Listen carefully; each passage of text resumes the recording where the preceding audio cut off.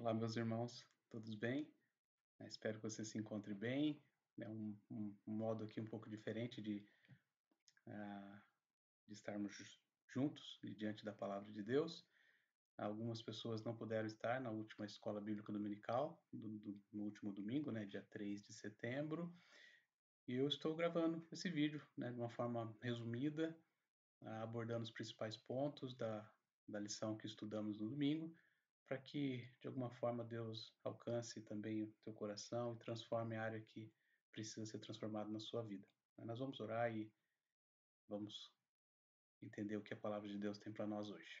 Obrigado, Senhor, mais uma vez por estarmos aqui diante da sua palavra, juntos como irmãos em Cristo, podendo aprender da tua parte, renovar a nossa esperança, renovar a nossa convicção daquilo que o Senhor já tem plantado no coração de cada um dos teus filhos e filhas. Eu te agradeço por essa oportunidade e humildemente, né, diante da sua palavra, nos colocamos para que o Senhor nos ensine. Ensine a cada um da maneira que o Senhor deseja, né, nesse rápido estudo que teremos. E é assim que eu oro, agradecido no nome de teu Filho Jesus Cristo. Amém. Amém. Estamos estudando a carta aos Tessalonicenses e nós chegamos no último domingo na lição de número 7, onde o título é Um Convite ao Trabalho. Como vocês sabem, a igreja de Tessalônica é uma igreja que foi plantada ali por Paulo em uma de suas viagens missionárias. Nós já estamos estudando a origem da igreja, a localização da igreja ali na região da Macedônia, uma importante cidade, né? E essa igreja é uma igreja que ela cresceu muito, uma igreja que defendia, batalhava pela fé, uma igreja que foi perseguida também, né, pela oposição, o inimigo sempre se erguendo contra a igreja de Jesus. O apóstolo Paulo escreve isso, assim como a igreja ali da Judéia, né, de Jerusalém, foi perseguida pelos judeus, né, a igreja dos gentios, e especificamente essa, na cidade de Tessalônica, não foi diferente. Ela encontrou oposição, mas ela batalhou pela fé. O apóstolo Paulo é muito grato por causa disso, mas ao mesmo tempo muito preocupado com tudo que se passava ali na igreja. Então ele escreve na carta, né, que por algumas vezes ele tentou visitar a cidade de Tessalônica, mas não foi possível. De alguma forma o inimigo o impediu. Algumas barreiras foram colocadas diante de Paulo para que ele não concluísse essa viagem até Tessalônica. Mas Deus é maravilhoso, ninguém está sozinho no ministério, nem mesmo o apóstolo Paulo. Ele contou com a ajuda, né, do seu fiel companheiro de trabalho. Nós vimos isso na lição de número 5, onde Paulo explica a sua ausência, mas ele tem, né, o total apoio ali de Timóteo. Não fica claro porque Timóteo pôde ir à cidade, pôde fazer essa viagem, estar com os Tessalonicenses, e o apóstolo Paulo não, mas foi isso que aconteceu. E Timóteo ali, ele recolhe notícias, ele encoraja a igreja, ele exorta, ele cuida, ele faz o papel de um pastor, ele representa Paulo, e ele volta para Paulo com as notícias da igreja de Tessalônica. E algumas das notícias são maravilhosas. Paulo se alegra, Paulo chora, Paulo ora, agradecido pela igreja, mas alguns pontos Paulo precisa tratar. Nós estudamos no último domingo, né, o início do capítulo 4, né, de 1 Tessalonicenses, onde Paulo exortou a igreja, tratando a questão da santificação, né, com foco na sexualidade, nos seus próprios corpos. A região era uma região com influência cultural, onde algumas promiscuidade, né, eu enroscando aqui, eram de certa forma aceitas, e isso Paulo combate. Paulo convida a igreja a continuar sendo fiel, né, a Cristo Jesus e aquilo que eles já tinham aprendido, né, da parte de Deus, para que eles vivessem, batalhassem, né, por uma vida santa e honrosa diante de Deus. E agora, né, no finalzinho do capítulo 4, Paulo ele tem uma dobradiça no assunto, onde ele agora aborda o amor fraternal, né, a forma que a igreja deve viver para agradar a Deus, né, amando-se mutuamente, e sendo exemplo na sociedade para os de dentro e para os de fora da igreja. O autor da lição ele traz, né, um foco bastante grande para o trabalho, né, que Paulo aborda nesse texto também. Então, tem outras lições, né, nesses 4 versículos, 9, 10, 11, 12, né, do capítulo 4, mas nós focaremos no trabalho. Né? O nosso alvo com essa lição é que você reconheça o valor que Deus dá ao trabalho, né, como um meio de dar bom testemunho. Né? O teu trabalho é um campo missionário. Sentir a necessidade de dar bom testemunho, né? Isso precisa ser um sentimento que esteja vivo dentro de cada um de nós, e viver de maneira decente e tranquila, trabalhando com responsabilidade, com organização e com ética. Né? O cristão ele precisa observar tais coisas, porque assim Deus é e espera de cada um dos seus filhos e filhas, e é isso que nós veremos aqui no texto bíblico. Então, a partir do versículo 9 da primeira carta aos Tessalonicenses, capítulo 4, vamos lá. Quanto ao amor fraternal, não precisamos escrever, pois vocês mesmos já foram ensinados por Deus a se amarem uns aos outros, e de fato vocês amam todos os irmãos em toda a Macedônia. Contudo, irmãos, insistimos com vocês que cada vez mais assim procedam. Esforce-se para ter uma vida tranquila, cuidar dos seus próprios negócios e trabalhar com suas próprias mãos, como nós os instruímos, a fim de que andem decentemente aos olhos dos que são de fora e não dependam de ninguém. Tá, esse é o texto. Vamos agora nos aprofundar um pouquinho mais nele. E antes de entrarmos, né, necessariamente no conteúdo da lição, a primeira pergunta provocativa, reflexiva, né, do autor da lição. Se você descobrisse que Jesus vai voltar daqui a um mês, o que faria nesses últimos dias? Né, como seriam os seus próximos 30 dias, né, sabendo que Jesus está voltando? Serão os seus últimos dias aqui na Terra. O que você faz, que você deixaria de fazer, o que você não fez e você vai procurar fazer nesses últimos 30 dias. É claro que essa pergunta sempre, né, lança, né, uma reflexão, principalmente naquilo que mais toma o seu tempo. Provavelmente você vai querer viver de forma intensa esses últimos 30 dias, deixar as coisas tudo em ordem, né, e a palavra de Deus afirma que sim, o dia do Senhor virá, o Senhor Jesus voltará, será rápido, será em breve. Quando? Não sabemos. Né? Não coube a nós sabermos, Deus não aprove a ele revelar isso, senão imagina que seria um caos, mas o dia do Senhor virá. Nós, como crentes no Senhor Jesus, essa é a maior esperança, o dia que estaremos junto com o nosso Salvador. E para a igreja de Tessalônica não foi diferente. Né? Eles foram ensinados que o dia do Senhor virá. Jesus voltará para resgatar os seus. E o problema que Paulo vai tratar aqui, né, nós temos que ler esse texto auxiliar, que está lá em 2 Tessalonicenses, capítulo 3, versos de 10 a 12, para entender o contexto. Né? Diz assim: porque quando ainda convosco, então Paulo explicando que quando ainda estava com a igreja, vos ordenamos isto: se alguém não quer trabalhar, também não coma. Pois de fato estamos informados de que, entre vós, há pessoas que andam desordenadamente, não trabalhando, antes se intrometem na vida alheia. A elas, porém, determinamos e exortamos, no Senhor Jesus Cristo, que, trabalhando tranquilamente, comam o seu próprio pão. Apóstolo Paulo, quando esteve com a igreja, ensinou sobre o valor do trabalho, sobre a ética do trabalho, a organização, o testemunho, sobre a forma, né? E não só na carta aos Tessalonicenses, como em outras cartas, Paulo sempre traz, né, uma luz para esse tema do trabalho, onde, né, os trabalhadores devem tratar os seus senhores, os escravos devem tratar com toda a honra os seus senhores, os trabalhadores devem trabalhar de forma digna, como para o Senhor. Tudo que você for fazer, faça com zelo, como se estivesse fazendo para o Senhor, não só no seu trabalho, né, no seu ganha-pão, mas em tudo que vier às tuas mãos, né, seja no ministério, seja no teu lar, na tua casa, quando você está trabalhando aí para sua família. é isso que se espera dos crentes, né? E essa pergunta ela é provocativa, porque alguns da igreja de Tessalônica estavam andando de forma desordenada. Sabendo que o dia do Senhor se aproximava, essas pessoas não estavam trabalhando. Elas, perder tempo com o trabalho, eu não vou.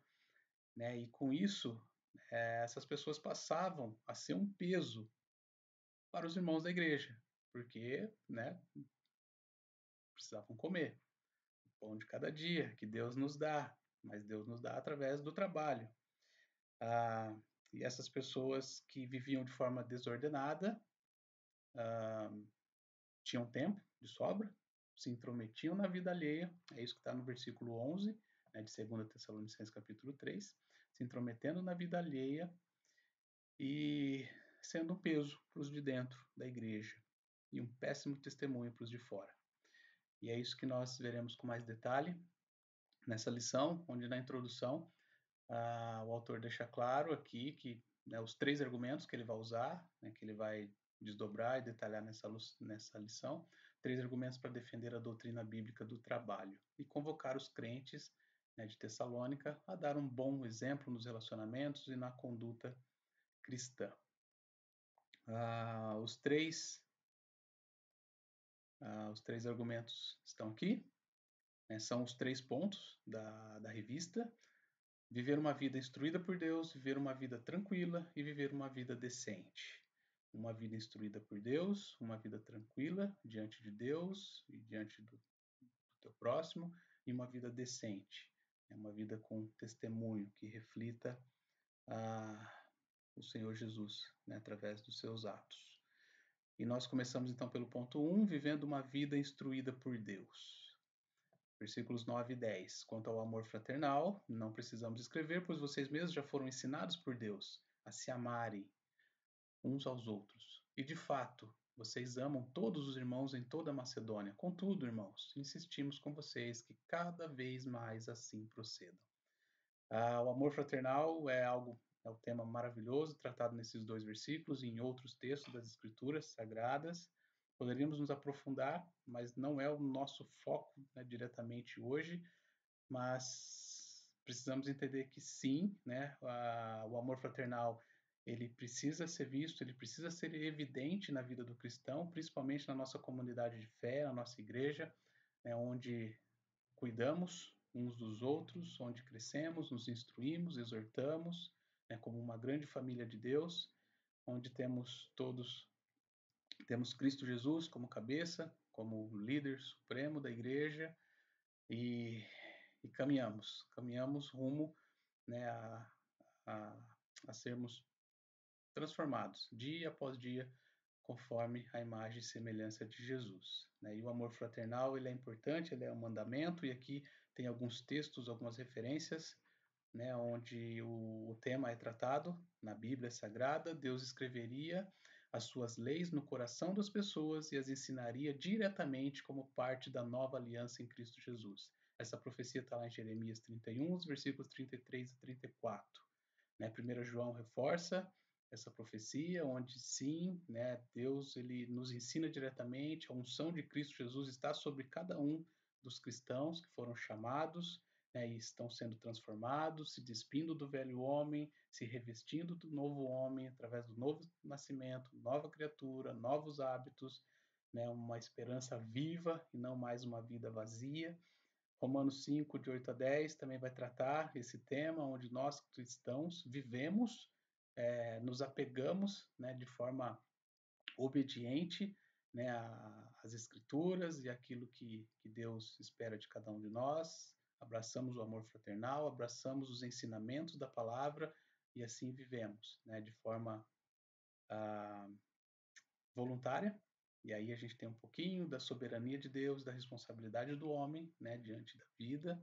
Levítico 19 e 18 vai tratar especificamente do mandamento, do amor fraternal, né, sobre amar a Deus acima de todas as coisas e ao teu próximo. Por isso, o amor fraternal aqui. E João 13:34 também traz uma luz sobre o tema, onde todos somos chamados e incumbidos a amar os nossos irmãos. E esse amor é algo que ele é desenvolvido, ele cresce. Né? E Paulo escreve: contudo, irmãos, insistimos com vocês que cada vez mais assim procedam. O amor ele cresce. Nós vamos aprendendo a amar e cada vez mais, e cada vez com mais intensidade, e isso é uma experiência maravilhosa que eu espero que você também esteja desfrutando. Somos desafiados, né, por convivermos com pessoas diferentes, mas é isso que nos move, né, porque que vantagem há, né, amar aquele que também te ama. O amor, ele precisa, para que ele seja verdadeiro, normalmente, né, nós vamos lá para 1 Coríntios 13, sobre o amor que tudo suporta, né, sobre o amor que supera as maiores barreiras que nós mesmos produzimos, né, uns com os outros. Então, deixa eu me localizar aqui de novo o mouse. Essa vida instruída por Deus é um chamado para cada um de nós. Avançando, uma pergunta também provocativa: Deus trabalha? Se Deus está chamando, né, lançando luz sobre o assunto trabalho, sobre o tema trabalho, sobre ética no trabalho, sobre testemunho no trabalho, né, ele mesmo tem propriedade para falar disso porque ele trabalha. João 5,17, né, o Senhor Jesus disse certa vez aos judeus: meu Pai continua trabalhando até hoje e eu também estou trabalhando. Então, o trabalho é algo que faz parte da essência de Deus, né, faz parte da essência do Senhor Jesus Cristo, fez parte do seu ministério. Jesus trabalhou, o Pai trabalha. Quem somos nós para não trabalhar, né? E essa vida instruída por Deus, Deus nos ensina sobre o trabalho em 3 pilares que o autor destaca para nós. Né? Deus nos ensina sobre o trabalho com ética, sobre um trabalho organizado, né? Trabalhar com organização e com responsabilidade. Ética, organização e responsabilidade. É assim que Deus nos ensina a forma que devemos nos portar e lidar com o trabalho. Foi assim que Deus lidou, né, com o trabalho que Ele mesmo executa, né, que Ele mesmo nos revela através, né, na sua palavra, como Jesus afirmou há pouco, né, ali em João, onde Ele trabalha, o Pai continua trabalhando até hoje. Né? E a ética que se espera de nós está ali, 2 Tessalonicenses 3, de 11 a 12, que nós já lemos aqui, né, no início, vou ler novamente. Pois de fato estamos informados de que entre vós há pessoas que andam desordenadamente, não trabalhando e antes se intrometem na vida alheia. A elas, porém, determinamos e exortamos no Senhor Jesus Cristo que, trabalhando tranquilamente, comam o seu próprio pão. O cristão deve agir com ética no trabalho. Trabalhe para comer. Não seja um desordenado, alguém com a vida toda torta, desorganizada. O trabalho, ele dignifica o homem, o trabalho ele faz parte da vida do homem, da vida do homem que eu falo da humanidade, né? Homem e mulher têm as suas atribuições e o trabalho ele precisa ser realizado com ética para que seja para que nós possamos refletir, né, realmente uma vida transformada por Cristo. E algumas pessoas ali em Tessalônica não estavam lidando dessa forma, né, com o trabalho. O trabalho precisa ser organizado.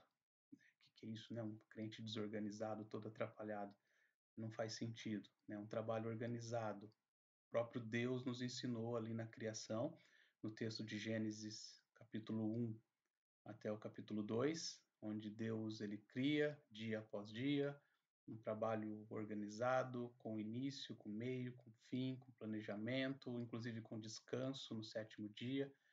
E Deus ele é organizado. Depois veremos outros textos que também lançam a luz sobre a organização do trabalho.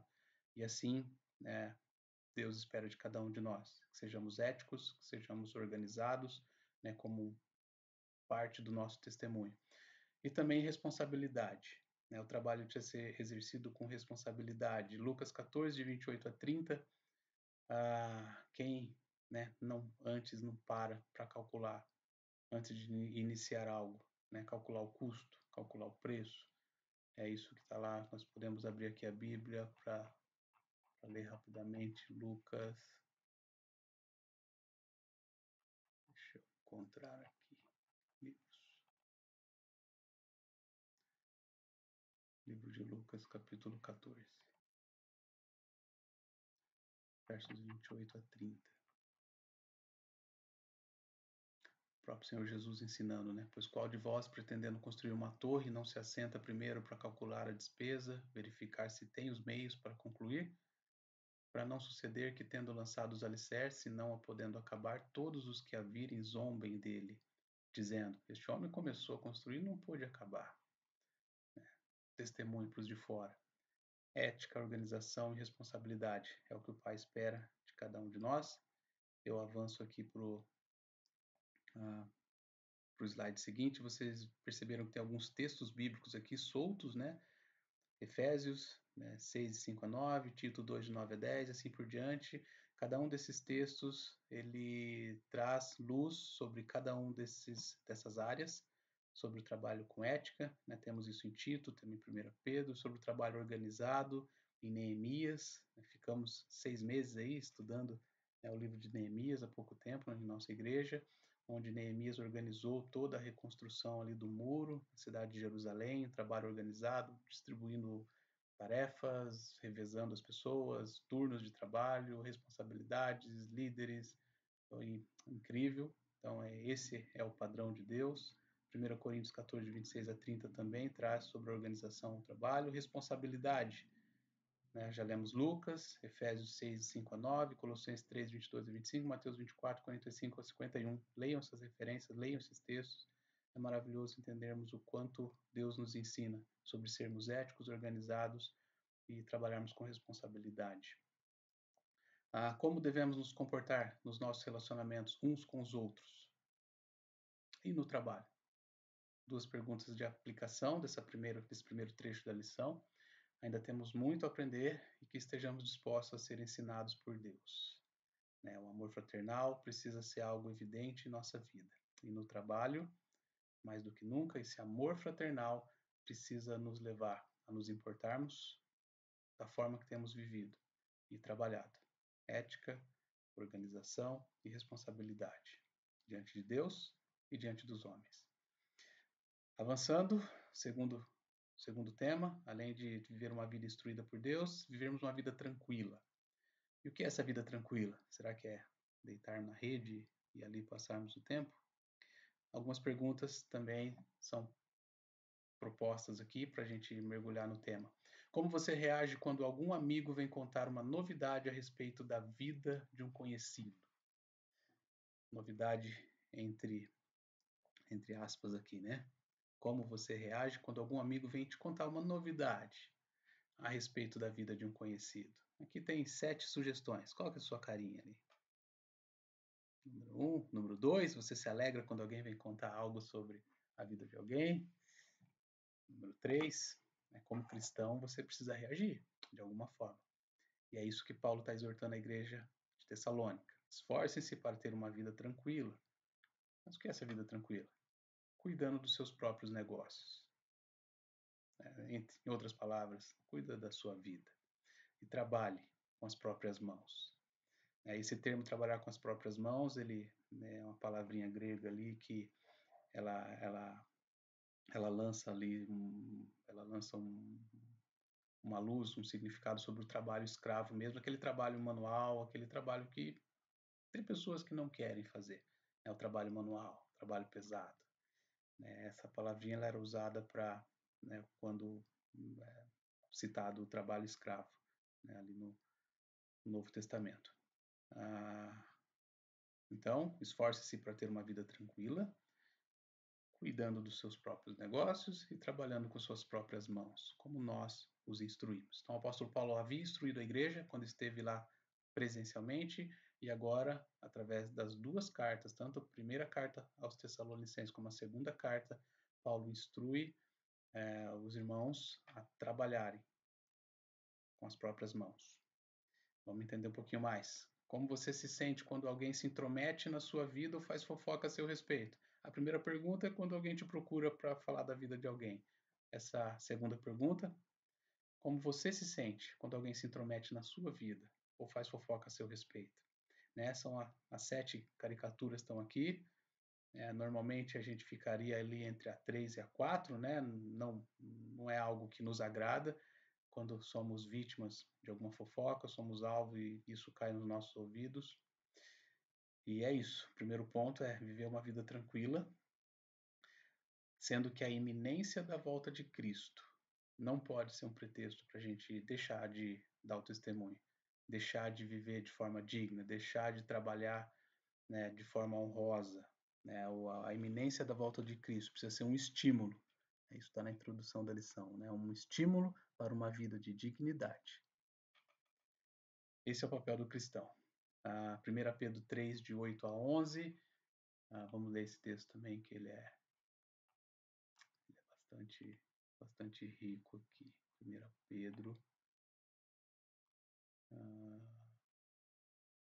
1 Pedro 3. Versos 8 a 11. Finalmente, sede todos de igual ânimo, compadecidos, fraternalmente amigos, misericordiosos, humildes, não pagando mal por mal ou injúria por injúria, antes, pelo contrário, bendizendo, pois, para isto mesmo fosse chamados, a fim de receberdes bênção por herança.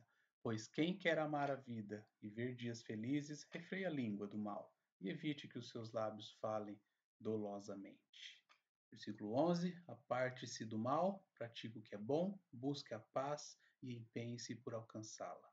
A iminência da volta de Cristo, né, deve ser algo que não nos deve levar para uma vida de preguiça, né, para um afastamento das nossas responsabilidades, mas pelo contrário, precisamos continuar observando nosso comportamento, refreando nossa língua, não pagando mal com mal, amando fraternalmente os irmãos, evitando falas, né, que prejudiquem os outros, apartando-se de todo tipo de mal, praticando o que é bom e buscando a paz com todos. Em segundo lugar, viver uma vida tranquila. Ponto 2. Como você reage quando alguém vem lhe exortar porque você está agindo com preguiça em vez de disposição? Você é um crente, um cristão, confesso, mas por algum momento você está vivendo, né, alguma fase da sua vida onde há traços de preguiça, de algo que não cabe, né, a um cristão. E como você reage quando alguém vem lhe exortar amorosamente? Toda exortação, né, no primeiro momento, ela pode ter um peso, né, a gente pode entender de uma forma equivocada, mas no final ela é doce, porque ela vem, né, para nos trazer de volta para o caminho. Qual é a sua reação entre a caricatura de 1 a 7? Alguém chegou para te exortar, vai ser a 4, você vai ficar bravo, né? Será a 5? Talvez você tenha razão, a 7, poxa vida, você tem razão, e obrigado por isso. Esse é o segundo ponto, viver uma vida tranquila, devemos exortar os preguiçosos. É um papel, cabe à igreja. 2 Tessalonicenses 3,10 nós já lemos, Provérbios 6, de 6 a 11, o clássico, né, texto onde somos convidados preguiçoso, né, é convidado a olhar para a vida da formiga, né, que trabalha, né, que provê o seu sustento, né, que guarda mantimento para a época mais difícil. É isso, né? Somos chamados a exortar os preguiçosos, porque preguiça é pecado, como um dos irmãos contribuiu ali na aula no domingo.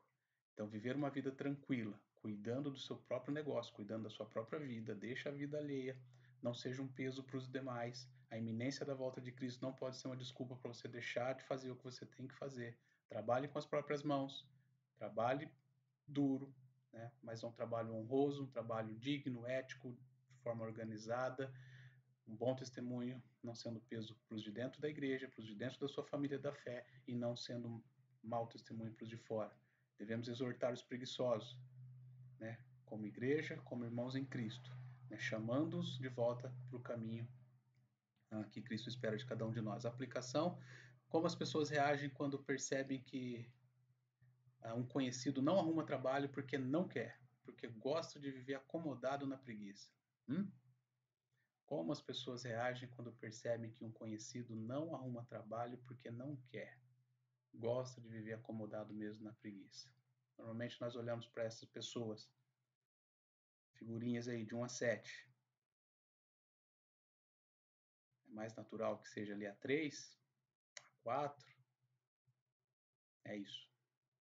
Devemos amar a todos, devemos amar os preguiçosos, né? E eu complemento ali, nós não lemos, mas o versículo em 2 Tessalonicenses capítulo 3, deixa eu abrir aqui, se eu não me engano, é o verso 15, livros 2 Tessalonicenses capítulo 3, ainda ali no contexto de Paulo exortando sobre os preguiçosos, sobre as pessoas que estão cuidando da vida alheia.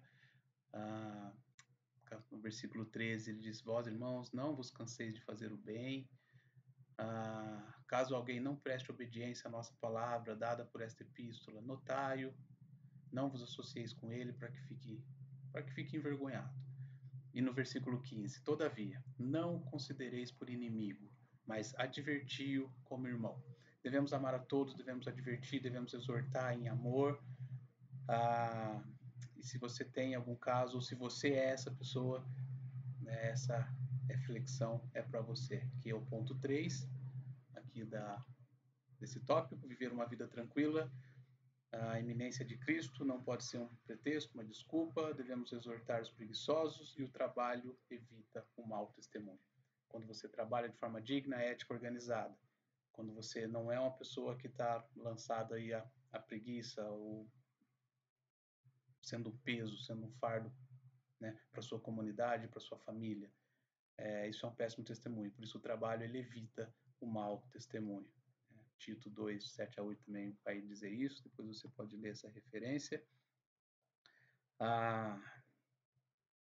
E a aplicação para esse ponto: todo cristão deve ter vida exemplar dentro e fora da igreja, não deve ser motivo de tropeço para os que já estão dentro e nem de impedimento para os de fora, né? Que a sua vida profissional não seja uma barreira para que as pessoas se aproximem do Evangelho de Cristo Jesus e da mensagem que você carrega. A ambição de todo cristão deve ser levar a vida tranquila diante de Deus e dos homens, procurando em tudo agradar aquele a quem devemos prestar contas das nossas boas ou más obras. 2 Coríntios 5:10 vai trazer luz sobre esse tema. E nós avançamos agora para o final aqui, né, da nossa lição: viver uma vida instruída por Deus, viver uma vida tranquila, trabalhando com as próprias mãos para que tenha o seu sustento, e viver uma vida decente. Esse é o terceiro ponto da lição. Viver uma vida decente é o versículo 12, né, do nosso texto aqui. A fim de que andem decentemente aos olhos dos que são de fora e não dependam de ninguém. O propósito de Paulo em relacionar trabalho com vida decente, qual é? Mais perguntas provocativas. Como as pessoas descrentes reagem ao conhecer um cristão que não gosta de trabalhar? Imagina uma pessoa de fora da igreja, de fora da sua comunidade de fé, que você talvez até tenha falado do evangelho para ela. Quando ela olha para você ou para sua igreja e conhecem cristãos que não gostam de trabalhar. De 1 a 7, como que essas pessoas reagem? Talvez o 1, talvez a caricatura 3. É no mínimo estranho. E com essa pergunta a gente vem para o primeiro ponto, né? O propósito de Paulo em relacionar trabalho com vida decente é para não serem motivo de tropeço as pessoas que ainda não eram cristãs. Nós, crentes do Senhor Jesus, não podemos ser motivo de tropeço para aqueles que, de alguma forma, né, veem o nosso testemunho e de alguma forma acabam se afastando, né, de entrar na tua igreja, de visitar, ou até mesmo de parar para te ouvir, ou de parar para ouvir um cristão falar a ele, porque ele começa a ter uma imagem dos cristãos, né? Pessoas estranhas, pessoas que não gostam de trabalhar, Os crentes, eles são identificados assim, né? Não tem jeito, né? Gostemos disso ou não, né? Mas o mundo, ele taxa, né? E alguns, infelizmente, dão mais margem para isso ainda, né? Dão motivos, né? Para sermos taxados e, enfim, né? E recebermos todo tipo de rótulos, né? Podemos dizer assim. Né? Mas o propósito de Paulo em relacionar o trabalho com a vida decente é para que, né, você, cristão, não seja um motivo de tropeço às pessoas que ainda não eram cristãs. Avançando, como você se sentiria se descobrisse que um irmão desempregado, e eu estou falando de uma pessoa da sua comunidade de fé, a quem você tem ajudado financeiramente, na verdade está acomodado nessa situação? Como você reagiria? 1, 2, 3, 4, 5, 6, 7. Né? Sabendo que sim, há motivos de saúde, há pessoas passando por desemprego, há dificuldades econômicas, tudo isso não é isso que, né? Tudo isso existe, é uma realidade, mas não é isso que Paulo está combatendo. Como nós lemos lá na segunda carta aos Tessalonicenses, o que Paulo está combatendo é algumas pessoas que viviam de forma desordenada dentro da igreja, né? Deixando seus trabalhos manuais, principalmente, de lado, porque agora eles tinham uma nova fé, uma esperança na volta de Cristo, então não preciso mais trabalhar e provavelmente sobrecarregando outras pessoas ali dentro da igreja de Tessalônica. Então, as caricaturas de 1 a 7 aqui, como você se sentiria? Né, sabendo que essa pessoa está acomodada. Né? A figurinha 4 representa, né, um pouquinho do que é o nosso sentimento, a 3. É isso, precisamos refletir. O propósito de Paulo em relacionar trabalho com a vida decente, né? Além de nos exortar para não ser motivo de tropeço às pessoas que ainda não eram cristãs. Em segundo lugar, o propósito é para não serem motivo de peso aos membros da igreja. Né? Então, ele fecha o versículo 12 ali com essa expressão. Né? Andem decentemente aos olhos dos que são de fora e não dependam de ninguém, olhando aí para os que são de dentro da igreja. Né? Não seja um peso para o teu irmão, não seja um peso para a tua igreja. Né? O teu pecado, né? A sua preguiça não pode ser um peso para os demais. O próprio Paulo, né, quando esteve com eles em Tessalônica, ele deu exemplo praticando isso. Né? Na segunda carta também ele diz, ali no capítulo 3, versículo 7, pois vós mesmos estáis cientes do modo porque vos convém imitar-nos, visto que nunca nos portamos desordenamente entre vós, nem jamais comemos pão à custa de outrem.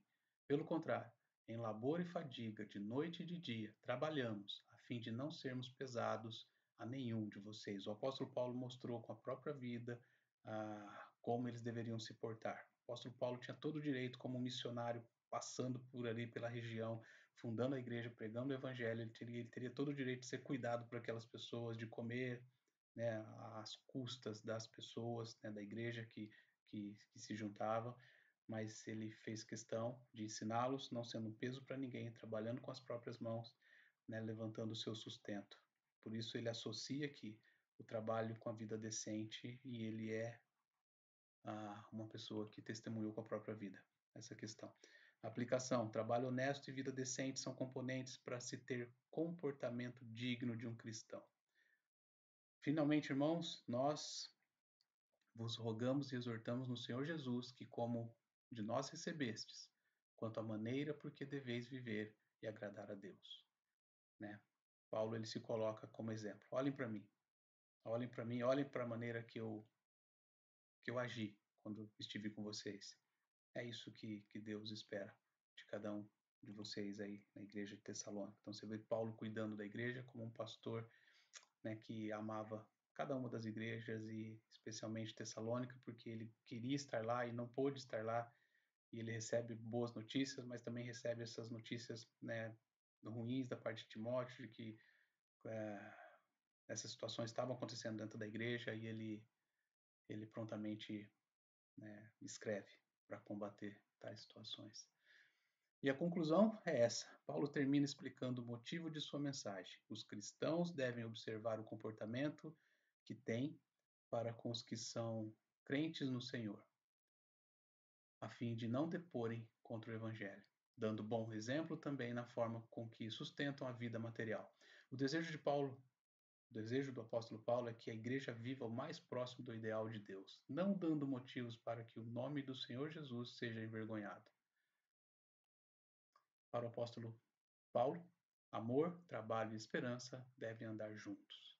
Aí ele traz aqui de novo, né, o versículo 3 do primeiro capítulo da carta. Pois lembramos, na presença do nosso Deus e Pai, como vocês puseram em prática a sua fé, como o amor de vocês os fez trabalhar tanto e como é firme a esperança que vocês têm no nosso Senhor Jesus Cristo. Amor, trabalho e esperança, caminhando juntos ali na igreja de Tessalônica. Assim também devemos ser, não dando motivo de tropeço para os que estão dentro e nem sendo impedimento para os que estão fora do corpo, que ainda não são cristãos. Portanto, procedamos honestamente, livrando a igreja da má reputação, enquanto cumpre sua missão e aguarda a vinda do nosso Senhor Jesus Cristo. Essa palavra se encontra lá em 2 Pedro, capítulo 3, versos de 10 a 12.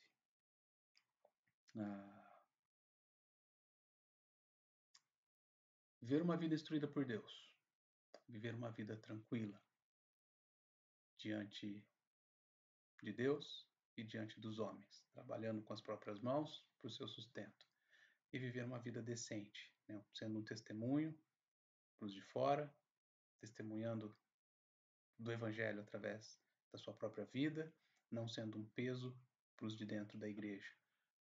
Né? Por isso Paulo começou falando ali do amor fraternal, né? Não abuse do amor fraternal. Né? Faça a sua parte, cada um fazendo a sua parte, não vai ficar pesado para ninguém.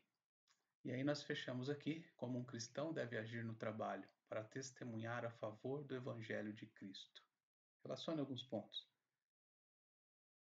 Como você deve agir no trabalho? Prático, né? Dia a dia, a favor do Evangelho de Cristo. Tem uma colinha aqui, né, que o próprio autor da lição nos deixou. Tratar bem seus colegas de trabalho. Coisas simples, mas necessárias. Né? Comportamentos que hoje estão, né, cada vez mais escassos. Tratar bem as pessoas, demonstrar respeito pelo seu chefe, pelos funcionários, pelo seu subordinado, caso você seja o patrão. Ser responsável, ser organizado. Um crente todo bagunçado, desorganizado, não faz sentido. Não ser preguiçoso, mas trabalhador. Zelar pelo seu comportamento e pelo seu testemunho. Agir com honestidade, entre outros. Né? É o que se espera na prática. Né? Quando o evangelho passa pela sua mente, transforma seu coração. No mínimo, né, você deve espelhar, né, esse comportamento nos seus relacionamentos. Nosso foco hoje foi o trabalho, mas se aplica a todas as áreas da sua vida. E aqui nós encerramos essa lição de número 7 da nossa revista. E a próxima, no próximo domingo, entraremos no capítulo 5, né, ainda no capítulo 4, né, versos de 13 a 18, nós entraremos no tópico sobre a morte e a volta de Cristo, né, que é uma das principais mensagens, né, da carta aos Tessalonicenses. Né, esse fundo escatológico, ele permeia toda a carta, e assim faremos no próximo domingo, se Deus permitir. Amém, meus irmãos? Ficamos por aqui. Estou avançando aqui para o slide. E que você também, né, esteja aprendendo e crescendo, né, com a carta aos Tessalonicenses. Como é importante frequentarmos a escola bíblica dominical, termos compromisso com a escola bíblica. Eu não sei se de outra forma eu sentaria para estudar essa carta. Tem tantos outros livros da Bíblia que nos atraem mais, né? Sentarmos para estudar de forma pausada, de forma profunda uma carta, é na escola bíblica dominical. Nós que ministramos a aula também, né?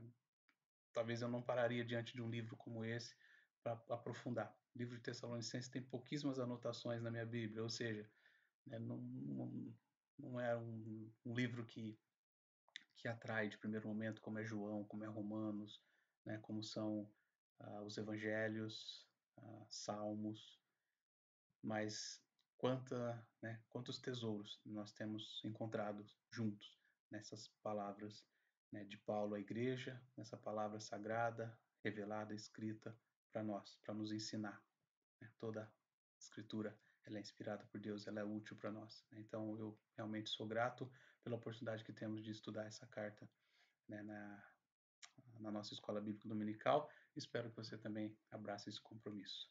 Amém? Fiquem com Deus. Deus abençoe a todos e até domingo, se Deus quiser.